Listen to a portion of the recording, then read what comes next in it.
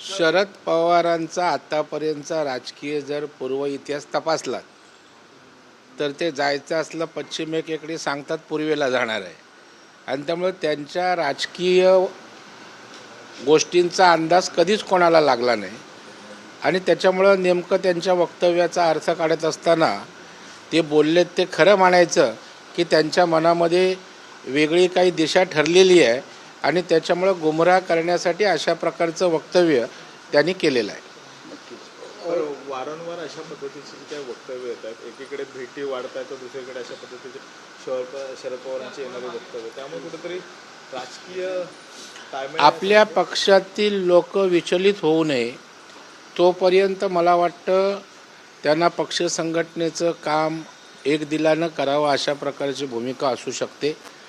परंतु ज्या वारंवार भेटी या ठिकाणी सुरू आहेत त्यावरून मला वाटतं पवारसाहेब करायचं एक असेल की दाखवतात वेगळं. आतापर्यंतचा त्यांचा पूर्वानुभव आपल्या सगळ्यांना माहीत आहे. नवनाथ वाघमारे यांचं जे विधान आलेलं आहे ते म्हणतात की ओबीसी समाजाची गोंडस आणि श्रीमंत मुलं बघून मुली घरात घुसतात, मराठ्यांच्या मुली आमच्या घरात घुसतात. मला वाटतं यांचं जाहीरपणे चौकात कान फोडले पाहिजेत. कुठल्याही पक्षाचं कुणीही अशा प्रकारचं बेजबाबदार वक्तव्य करणाऱ्याला भर चौकात त्या ठिकाणी त्यांची कानउघाडणी केली पाहिजे, कान फोडले पाहिजेत. कुठलाही समाज असो, मराठा असो, ओबीसी असो, दलित समाज असो, आदिवासी असो, अशा प्रकारचं वक्तव्य एखाद्या राजकीय सामाजिक क्षेत्रात काम करणाऱ्या कार्यकर्त्यांनी नेत्यांनी बोलणं मला वाटतं त्याला त्या ठिकाणी त्याची जागा दाखवण्याची आवश्यकता आहे. अशा प्रकारे व्यक्तिगत स्तरावर अजूनपर्यंत कोण बोलत नसतं आणि हे केवळ असं काहीतरी विक्षिप्त बोललं की पब्लिसिटी मिळते, कॉन्ट्रोवर्सी तयार होते आणि आपण चर्चेत राहतो. अशा प्रकारचा नीच आणि घृणास्पद अशा प्रकारची कृती नवनाथ वाघमारे यांची आहे. मी धिक्कार तर कळतोच, परंतु त्यांनी जाहीर माफी मागावी अशी माझी त्याच्याकडे मागणी आहे. रोहित पवारांनी SIR संदर्भात भाजपावर टीका केलेली आहे. निवडणूक आयोगाच्या भेटीला सुद्धा ते जात आहेत. महाविकास आघाडीचे सर्व एकीकडे SIR मध्ये BLO नेमलेले नाहीयेत अशी उदासीनता पाहायला मिळते आणि दुसरीकडे या सगळ्या भेटी होत आहेत. मला वाटतं संजय राऊतांची जागा रोहित पवार घेण्याची स्पर्धा दिसते. बेसिक कामच या लोकांना करायला नको. आता SRIच्या संदर्भात भारतीय जनता पार्टीचे नेते आणि कार्यकर्ते किती काम करतायत हे जरा माहिती घ्या. 24 तास आमचे कार्यकर्ते पदाधिकारी आम्ही काम करतोय. केवळ मीडियासमोर येऊन नौटंकी करणं, पोपटपंची करणं. आता BLA तुमचे किती नेमलेत सांगा. म्हणजे पक्षाच्या संघटनेकडे लक्ष नाही, BLAच्या नेमणुकीकडे लक्ष नाही, प्रक्रियेकडे लक्ष नाही. त्यांचं लक्ष फक्त मीडियाकडे. मीडियात बातमी कशी येईल, 4 गोष्टी आम्ही निराधार कशा बोलू, या पलीकडे रोहित पवार स्वतःला सिद्ध करण्यासाठी आतापर्यंत एकही रचनात्मक गोष्ट त्यांनी केलेली मला दिसत नाही. नाशिकमध्ये संजय राऊतांच्या नेतृत्वाखाली खड्ड्यांच्या मुद्द्यावरती महामोर्चा काढण्यात येणार आहे. नाही, मला वाटतं खड्डे आहे ती वस्तुस्थिती आहे. त्या संदर्भामध्ये राज्याच्या मुख्यमंत्र्यांनी वरिष्ठ अधिकाऱ्यांची बैठक घेऊन सूचनाही दिलेल्या आहेत. एकनाथरावजी शिंदेसाहेब स्वतः आज त्या ठिकाणी त्याची दखल घेऊन कारवाई करणार आहेत.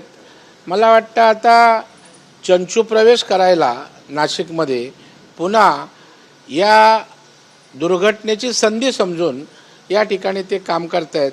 परंतु आम्ही या विषयाकडे दुर्लक्ष करणार नाही आहे, कारण आम्हाला नौटंकी करायची नाही, आम्हाला शो करायचा नाही, तर आम्हाला तिथल्या जनतेला त्रास होतो आहे तो दूर करायचा आहे आणि 100% अतिशय तातडीनं आणि शीघ्र अशी उपाययोजना आपल्याला केलेली दिसेल. गोपीनाथ मुंडे यांच्या संदर्भात जी काही वक्तव्य समोर येतात तर महादेव जानकर म्हणतात की त्यांना भाजपकडून खूप जाचाला ते कंटाळले होते. मला वाटतं गोपीनाथजींच्या बाबतीत पंकजाताईंनी आमच्या स्पष्ट भूमिका त्या ठिकाणी सांगितलेली आहे. त्याच्यामुळे त्या भूमिकेलाच महत्त्व आहे, त्यांच्या वक्तव्यालाच महत्त्व आहे. आता मला वाटतं एखादी व्यक्ती नसल्यानंतर त्या ठिकाणी अशा प्रकारचे वेगवेगळे तर्क अंदाज काढणं हे मला वाटतं आपल्या राजकीय संस्कृती परंपरेला शोभणारे नाही आहेत. राजकारणासाठी या गोष्टींचा उपयोग करणं आणि त्या ठिकाणी आपल्याला काही लाभ मिळतोय का किंवा भारतीय जनता पार्टीमध्ये काही एकमेकांमध्ये संभ्रम निर्माण होतोय का, अशा प्रकारचा केविलवाणा प्रयत्न विरोधकांचा आहे. मला वाटतं अशा गोष्टीत तरी कृपया राजकारण करू नये. महाराष्ट्राच्या जनतेला ते आवडत नाही. रायगडच्या पेमध्ये संभाजी महाराजांचा जो पुतळा आहे त्यावरून आता वाद होताना पाहायला मिळतो. तिथले जे नागरिक आहेत किंवा छत्रपतींचे प्रेमी आहेत ते देखील आता वेगवेगळी भूमिका घेताना पाहायला मिळतात. जो पुतळा आहे तो वेगळ्या पद्धतीच्या भूमिकेत बसवण्यात आला होता. नाही, मला वाटतं या संदर्भामध्ये छत्रपती संभाजी महाराज हे आपलं दैवत आहे, आपलं श्रद्धास्थान आहे, स्फूर्तिस्थान आहे. आणि जर तशा प्रकारे काय वेगळ्या पद्धतीत बसवला असेल, निश्चित सरकार गांभीर्याने या ठिकाणी दखल घेईल, सरकार हस्तक्षेप करेल आणि योग्य अशा प्रकारचं त्या ठिकाणी पुतळ्याचं पुनर्निर्माण करण्याची आवश्यकता वाटली तर तशा पद्धतीचं केलं जाईल. बेस्टचं कुठेतरी खाजगीकरण होतंय अशा पद्धतीचं दिसून येतंय, कारण की असा आरोप देखील आहे लोकांना पाहायला मिळतो. बेस्टच्या जगात काही जागा आहेत त्या देखील खाजगी लोकांना विकसित करण्यासाठी दिल्या जातात. त्यामुळे आता बेस्टच्या निवडणुकीमध्ये तुम्ही देखील अग्रेसिव्हली पाहायला मिळालात, मात्र याचं आता खाजगीकरण होताना तुम्ही थांबवणार. मला वाटतं बेस्टच्या कर्मचाऱ्यांच्या हिताला प्राधान्य दिलंच पाहिजे. बेस्टची प्रवाशांसाठी जी एक उत्तम सेवा जगामध्ये मुंबई बेस्टची आहे ती टिकली पाहिजे. परंतु त्या ठिकाणी आर्थिक गणित BSTचं थोडं दोलायमान आहे आणि अशा वेळेला ते आर्थिक गणित नीट त्या ठिकाणी करण्यासाठी जर काही उपाययोजना होत असतील तर त्याचं स्वागत केलं पाहिजे. परंतु त्यामागे जर पूर्णपणे खाजगीकरण होत असेल तर ते चुकीचं राहील.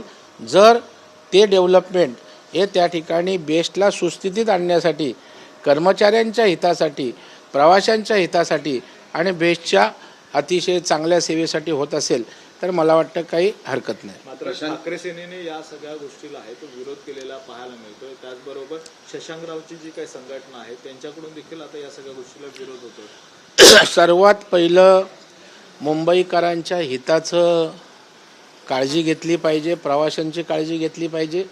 आणि गेली अनेक वर्ष हा कर्मचारी जो सेवा देतोय त्याचं हित सर्वोच्च त्या ठिकाणी आहे.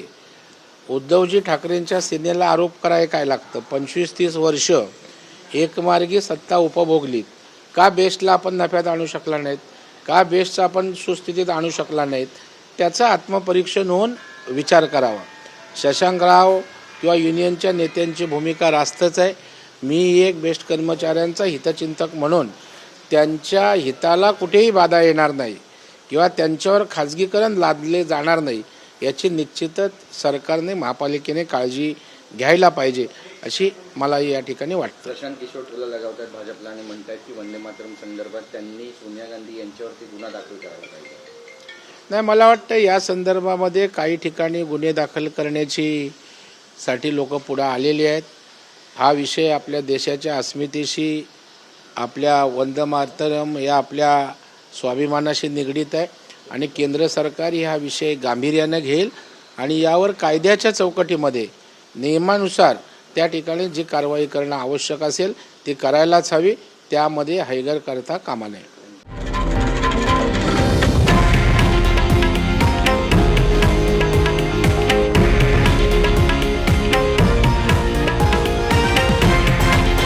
हे आहे देशातील नंबर 1 न्यूज नेटवर्क आणि आपण पाहत आहात TV9 मराठी, एकमेव.